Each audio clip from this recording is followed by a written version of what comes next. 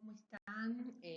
Hoy vamos a hablar un poquito de mieloma múltiple en la clase de medicina interna del módulo de sangre.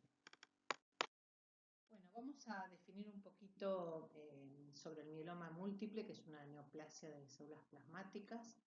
Esta presenta a nivel de médula ósea una infiltración de células plasmáticas y esto va a llevar a dañar otro órgano específico. Constituye el 1% de todas las neoplasias y dentro de las neoplasias hematológicas malignas constituyen alrededor de un 13%. La incidencia se da más entre 50 y 70 años. La verdad que es muy raro la presentación antes de los 35 años. Tiene una evolución que en general los pacientes es muy agudo, pueden fallecer desde las pocas semanas de haberse diagnosticado, o hay algunos que pueden vivir cerca de 10 años, así que en los dos extremos puede pasar. Como dijimos antes, el problema está en las células plasmáticas que se encuentran en la médula ósea, así que son un componente muy importante del sistema inmunitario.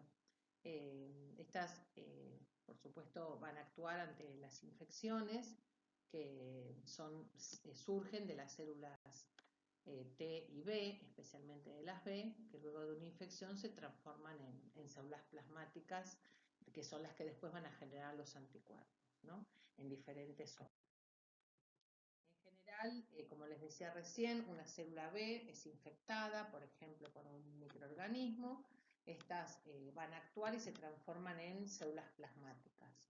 Y estas células plasmáticas son las que van a empezar a producir diferentes tipos de anticuerpos y pueden llegar a producir un anticuerpo anormal o alterado, donde se llama proteína M o proteína monoclonal o inmunoglobulina monoclonal, también se puede llamar. Entonces esto da diferentes tipos de mieloma múltiple según estas proteínas anormales que se producen. Entonces, son 4 grupos principales: la gamapatía monoclonal de significado incierto, el mieloma múltiple indolente, el plasmocitoma solitario y la amiloidosis de cadenas. Y se caracteriza principalmente por tener, trastornos en las células sanguíneas, principalmente tricitopenia, anemias, leucopenias y trombocitopenias. Y también hay lesiones que se dan características en los huesos, lesiones líticas, y esto lleva a cuadros de hipercalcemia. En realidad la etiología se desconoce, está relacionada con varios factores de riesgo, pero también se ha sugerido que pueden ser de causa genética o por la acción de ciertas radiaciones o sustancias. En cuanto a la fisiopatología, esta proteína M, esta monoclonal producida por las células plasmáticas, estas malignas, pueden producir, la mayoría son IgG y hay un 20% que pueden ser IgA. De los pacientes que producen tanto IgG como IgA, el 40% tiene una proteinuria que se llama proteína de Bence-Jones, que es la presencia de cadenas livianas tipo kappa o lambda monoclonales libres en la orina. Y hay un 15 a 20% de los casos donde las células plasmáticas secretan este tipo de proteína que se llama de Bence. Por eso que los mielomas pueden ser, según las inmunoglobulinas, diferentes. Entonces, estos, por ejemplo, con inmunoglobulina IgM e IgD constituyen el 1% de todos los mielomas. El IgD es el más frecuente, sobre todo en personas o grupos etarios, grupos asiáticos. Y el IgE la verdad que es muy, muy raro. Como habíamos dicho, otro de los órganos que impacta, que se lesiona, son los huesos. Hay una gran osteoporosis difusa con lesiones osteolíticas múltiples que se dan frecuentemente en pelvis, en columna vertebral, en costillas y también en algunos en cráneo y en huesos largos como el fémur y el húmero. Las lesiones son causadas por el reemplazo óseo secundario a los plasmocitomas en expansión o a citoquinas secretadas por las células plasmáticas malignas que van a activar a los osteoclastos, inhiben a los osteoblastos y empiezan a producir esta pérdida de materia ósea. Bueno, acá como se ve en la figura, el objetivo de esta figura es mostrar esas lesiones osteolíticas que se muestran en las flechas que se ve en una radiografía de cráneo simple. Otra característica es que muchas veces las lesiones osteolíticas aparecen en masas intramedulares únicas. Hay un 10% de los casos que hay hipercalcemia, como dijimos antes, y hay plasmocitomas también extraóseos, solitarios, eso es menos frecuente, pero también se pueden dar en tejidos como las vías respiratorias superiores. Esto también, otro de los órganos puede haber falla renal, insuficiencia renal, que se va a desarrollar en la evolución del mieloma, sobre todo por depósitos de cadenas ligeras a nivel de las proteínas, de los túbulos distales, o también por la hipercalcemia. La anemia se da por inhibición de la eritropoyetina cuando hay deficiencia renal, hay déficit de hierro y de vitamina B12. Generalmente esta anemia es normocítica normocrómica y tienen los glóbulos rojos que se disponen como en pilas de monedas, en grupos entre 3 y 12 glóbulos rojos. Pilas de monedas, se ve así en el hemograma. Hay por supuesto alteraciones inmunitarias donde es muy frecuente las infecciones y hay un 10% de pacientes con mieloma múltiple que puede llevar a la amiloidosis por esta proteína M tipo lambda. El cuadro clínico característico va a ser el dolor óseo persistente, especialmente a nivel del torso, del tórax. Puede haber falla renal sin otra causa que la justifique, infecciones recurrentes, sobre todo bacterianas. Y en el laboratorio, en el análisis de sangre, puede haber hiperproteinemias, proteinuria y la tricitopenia con anemia, leucopenia y plaquetas bajas. La anemia se da en la mayoría de los casos, más del 80% de los casos, y las fracturas patológicas también son bastante frecuentes, que incluso estos conglomerados pueden producir compresión de médula espinal y lesiones neurológicas con la aparición de paraplejías, por ejemplo, si es a nivel lumbosacro, ¿no? También puede haber lesiones de neuropatías periféricas, como el síndrome del túnel carpiano, sobre todo si se asocia la enfermedad de amiloides. Y puede haber linfadenopatías y hepatoesplenomegalia, pero la verdad que esto es más raro.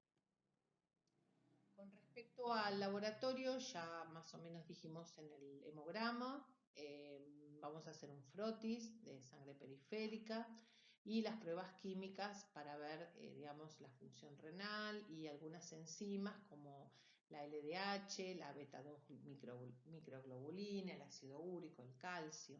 Puede haber también proteinograma electroforético, y después ver imágenes como evaluación de radiografías o tomografías o PET o resonancia.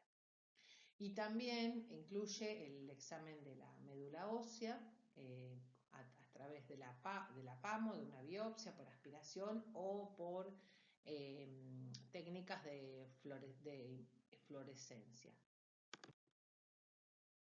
Lo otro que se hace el diagnóstico es directamente la punción biopsia de médula ósea, donde se van a ver las células plasmáticas que se muestran en grupos o en láminas, y se diagnostica más del 10% de los mielomas múltiples con este tipo de biopsias. Sin embargo, muchas veces el compromiso de la médula ósea no es siempre, o sea, no es categórico.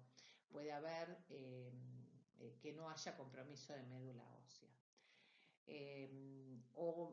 Aún así el porcentaje de células plasmáticas por ahí hasta puede ser normal, aunque la verdad que... Y hay que hacer también algunos diagnósticos diferenciales, sobre todo con metástasis, con linfomas, con leucemias u otro tipo de gamapatías. También hay que hacer diagnósticos diferenciales de la falla renal, de otras anemias, de lesiones óseas y de la hipercalcemia. En general, en los pacientes con mieloma múltiple vamos a encontrar la proteína M sérica, va a aparecer la proteína de Best-Jones, más de 200 miligramos al día, aparecen estas cadenas livianas libres, anormales en el suero también, y las lesiones a nivel de los huesos, estas lesiones osteolíticas, sin evidencia, digamos, de alguna metástasis u otra enfermedad granulomatosa que pueda llevar a estas lesiones líticas. Y lo que se va a ver también son las láminas o grupos de las células plasmáticas en la médula ósea. Entonces, ¿cuándo se sospecha el mieloma múltiple? Bueno, un paciente de más de 40 años, con dolor óseo, sin una causa específica, sobre todo que aparece más el dolor en la noche, cuando se acuesta, cuando está reposando. Y puede estar asociado a algunas alteraciones del laboratorio, como dijimos, hipercalcemia, anemia, falla renal, o algunas lesiones que ha mostrado alguna fractura patológica o lesiones líticas a nivel de las imágenes de hueso. Con respecto al pronóstico, bueno, es una enfermedad progresiva, en general es incurable, tiene una sobrevida a los 5 años de casi el 60%. La verdad que con los nuevos tratamientos ha mejorado muchísimo la sobrevida. Y tenemos algunos indicadores donde el pronóstico va a ser más sombrío, más tórpido, cuando son estadios que se puede diagnosticar más avanzados.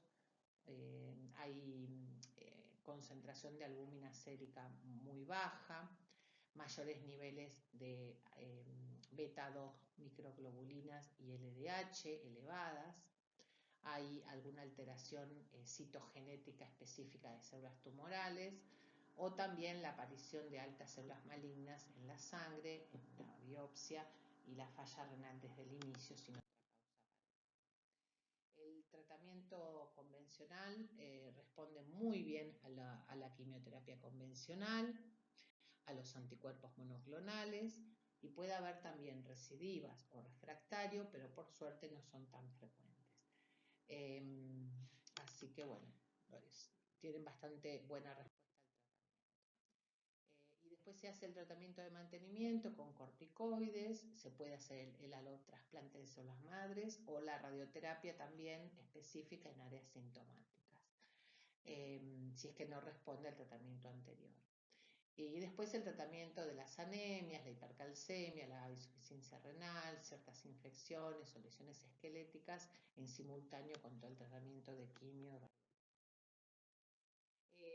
Y como, digamos, para resumir, el tratamiento del mieloma ha mejorado en los últimos 20 años, la sobrevida realmente ha mejorado bastante.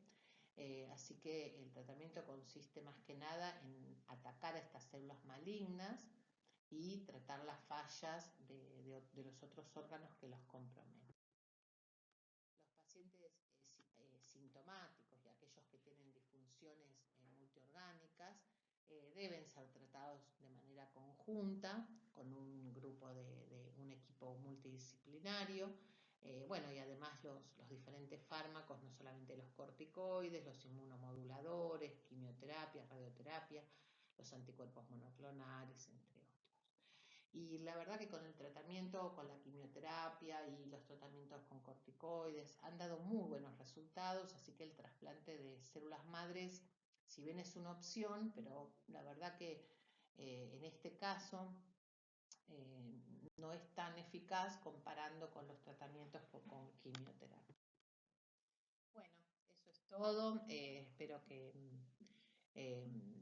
se hayan por lo menos intentado ver que este tema, por supuesto pueden ampliarlo con el libro y todo, es bastante complejo, pero bueno, es solo un resumen de algunas pautas relevantes. Muchas gracias.